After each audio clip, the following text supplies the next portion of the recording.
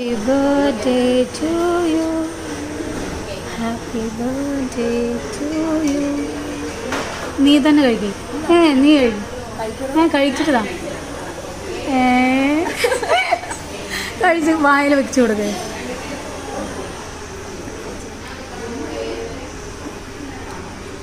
Happy 25.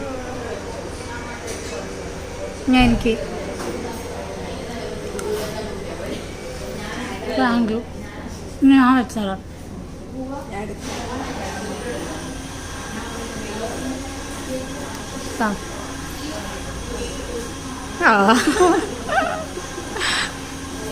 Happy birthday to U.